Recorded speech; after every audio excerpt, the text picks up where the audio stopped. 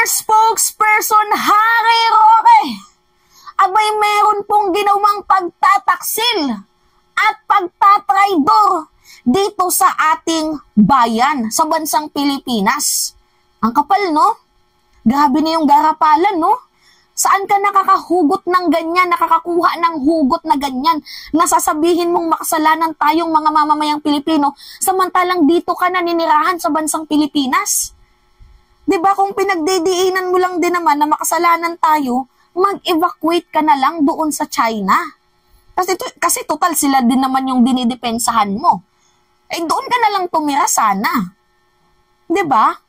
So ngayon guys, pag-usapan natin itong pahayag ni Harry Roque kung saan sa huling nangyaring dalawang banggaan, sagupaan sa barko ng China, vessels sa China at vessels ng Pilipinas, barko ng Pilipinas. Alam niyo yung pinaka-saddest part dito sa point na to guys, na tayo na nga yung agrabyado, dinipensahan pa ni Harry Roque itong bansang China. Dinown niya po ang ating Navy na tayo pa daw po ang nagkakandak ng dangerous maneuvers. 'Di ba? Kung sinisisi mo lang din naman tayo, kitang-kita naman guys na sinasadya ng China ang pagbangga sa atin no? 'Di ba? Doon ka na lang sana tumira kung dinidepensahan mo sila. Pagdidiin niya pa guys, hindi ako pro-China. Hindi ka pro-China, ano yung ginagawa mong pagdepensa? 'Di ba? Hindi ka pro-China, anong tawag doon? Traidor. 'Di ba? Ang akin lang naman kasi dito guys, ba't di ka na lang umalis? Kung ganyan lang din naman yung ginagawa mong pagtataksil. 'Di ba? Betrayal of public trust. Yang ginagawa ni Harry Roque. Well, anyway, hindi naman kasi siya re-electionist at wala naman ata tong balak tumakbo bilang bilang senador, kaya nakakalahad siya ng ganito. Pero sure ako kung tatakbo yan, kung re-electionist yan, gagayahin niya si Bato. Gagayahin niya si Bongo, bale-balentong. 'Di ba? Bale-balentong sa sa usapin ng West Philippine Sea. So ngayon guys, ganito yung nangyari. Aware naman ata guys yung lahat na mayroon pong nangyaring collision, banggaan ang barko ng China at barko ng Pilipinas. Although hindi naman po malakas yung impact ng barko ng China sa barko ng Pilipinas, pero the way na binangga tayo, kasi makikita nyo naman guys sa mga balita na parang sinasadya ba guys, 'di ba? Yung pagtama ng barko ng ng China sa barko ng Pilipinas, hindi lamang po sagupaan sa barko yung nangyari, kung saan meron din po silang ginawang 'di ba? Water cannon to the point na may 4 na navy ang nasugatan. So ngayon guys, sa nangyaring insidenteng yun, na imbis na i-uplift, 'di ba? Ipagtanggol, i-defense ni former spokesperson Harry Roque itong ating kapwa Pilipino, abay tayo pa yung sinisi. Na parang tayo pa yung nagkakandak guys ng dangerous maneuvers. Yan po yun po yung kanyang pagdidiinan. And well, ano nga ba yung magiging laban natin? Kasi pagbubuhat din po ng bangko ni Harry Roque na nag-aral daw po siya ng Admiralty Law. 'Di ba? Expert daw po siya, nag-aral daw po siya noon. Kung kaya't nakitaan niya ng probable cause na ang kapwa daw natin Pilipino, ang barko daw po ng Pilipino ang may kasalanan. Tayo daw po yung nagkakandak ng dangerous maneuver kasi ayon na din mismo sa kanyang sinasabi sa pag-aaral niya daw ng Admiralty Law, yung batas daw po sa karagatan ay parang batas din daw po sa kalsada.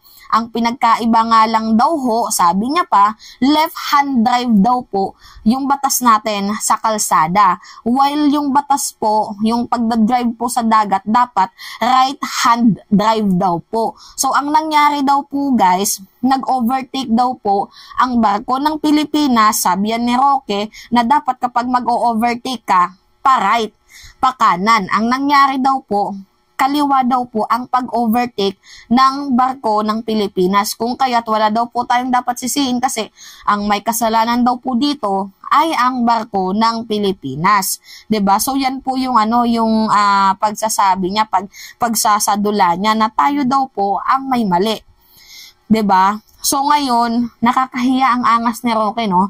Nagawa niyang sabihan na tayo pa yung mali, kitang-kita naman po ang pananadya ng barko ng China. Anyway, nagsalita din po si President Marcos na saan niyo nakukuha yung sinasabi niyong tayo yung may kasalanan. Wala po tayong kasalanan.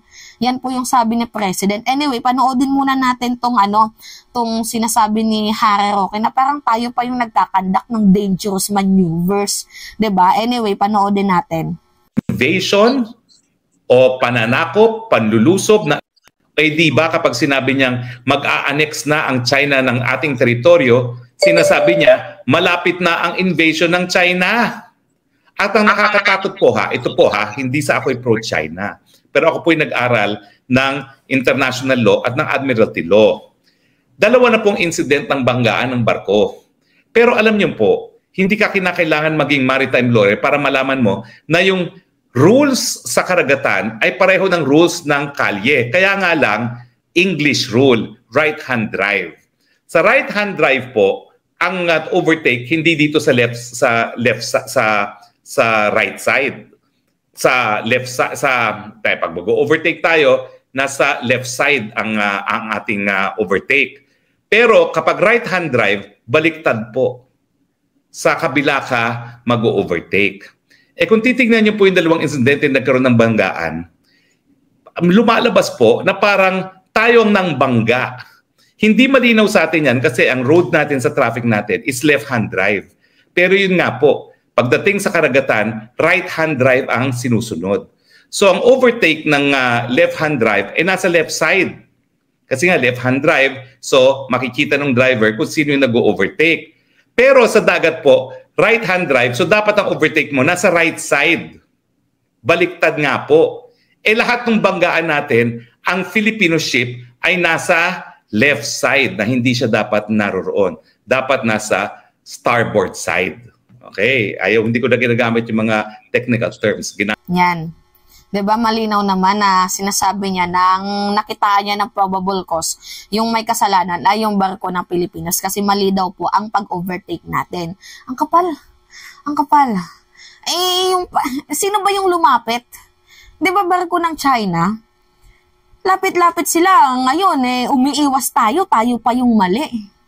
Kasi guys, yung China, they are testing the waters. 'Di ba lalapit sila para sabihin na tayo kuno yung bumangga. Ang ginagawa naman po guys ng barko ng Pilipinas, hindi naman po sa nag-overtake. Yung umiiwas sa paglapit ng China. Pag nakikita nila na lumalapit ng barko ng China, umiiwas na sila.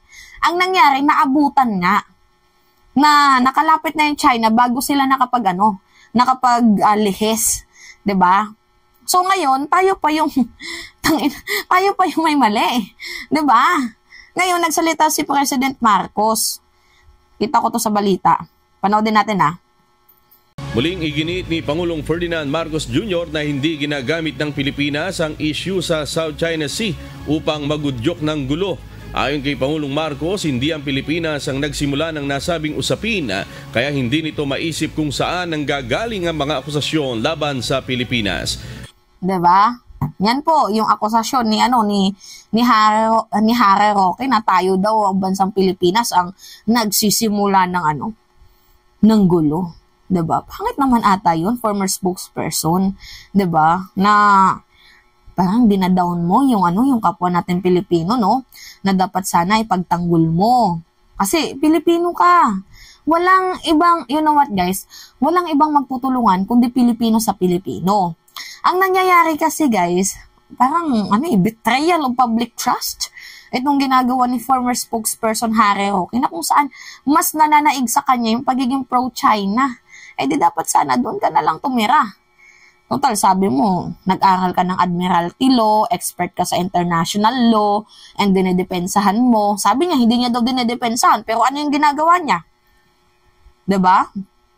Na pinapakita niya na tayo daw yung may kasalanan kasi tayo daw po yung nag-overtake. Pero sa totoong istorya guys, yung China po, they are testing the waters. Lumalapit sila ng lumalapit sa atin. Ito namang barko natin, lumalayo ng lumalayo. Ang nangyari, naabutan po ng oras na bago sila magliko, nandoon na yung yung barko ng China. So, ang nangyari, kinalabasan, tayo na naman po ang may kasalanan. Pero, kung makikita nyo guys sa mga news, sila po yung lapit ng lapit sa atin. Yun po yung nangyayari. 'Di ba? Masyadong mataas yung ihi ni Harry Roque. Doon ka na lang sana sa China tumira kung ganito lang din yung ginagawa mo na mas pinagtatanggol mo ang China kaysa sa bansang Pilipinas. Doon ka na lang sana tumira at wag ka nang tumira dito sa Pilipinas. 'Di ba? Hindi mo man lang kayang ipagtanggol ang ating bayan. Ano mo pa? Ipinagkanununo mo pa. 'Di ba? Yan po guys, nakikita niyo hindi lang yan si Roque, si Digong din.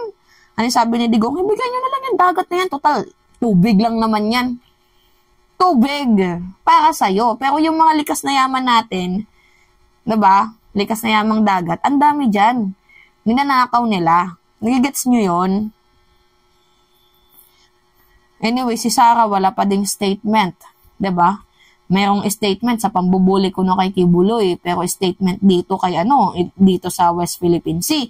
Hanggang ngayon, hindi pa din natin makita, hindi pa din natin mahanap. So, saan ba yung simpatsya ni VP Inday? Inuna pa yung pakikilahok doon sa rally. 'Di ba? Inuna pa yung pakikijaming sa Marcos resign. 'Di ba? Kita nyo guys? Pero dito sa sa West Philippine Sea, kung saan binubuli tayo, walang say.